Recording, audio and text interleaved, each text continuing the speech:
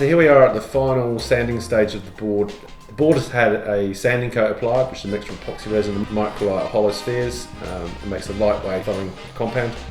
Most of the sanding coat gets removed. There's very little left on the board.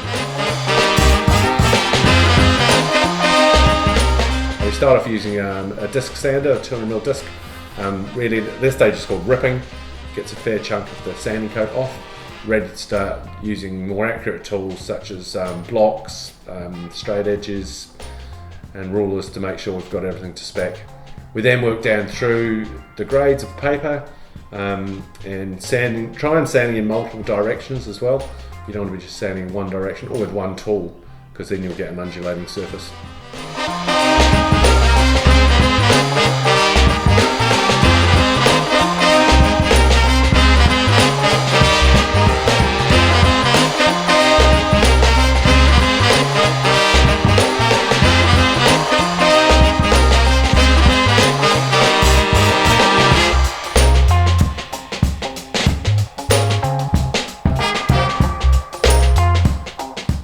And as we move on to the finer grades of paper, we use softer blocks and even soft pads, because at this stage you're not fairing anymore. Fairing is getting a surface true, such as if it's meant to be straight, fairing would be sanding it with a straight edge until it is straight.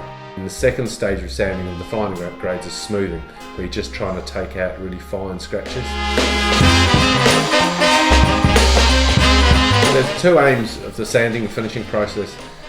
One is to make sure the board's actually accurate and it's leaving the factory as per spec. And the other one is the cosmetic side, where you basically make it nice and shiny and look beautiful, and customers can be proud to walk down the beach with it.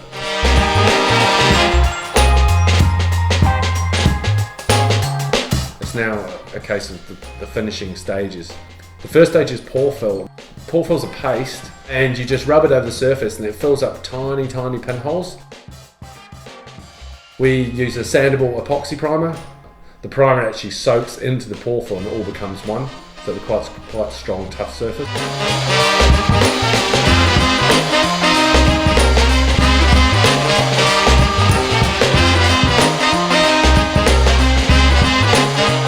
That goes on, and then the board's baked for 6 hours at 40 degrees.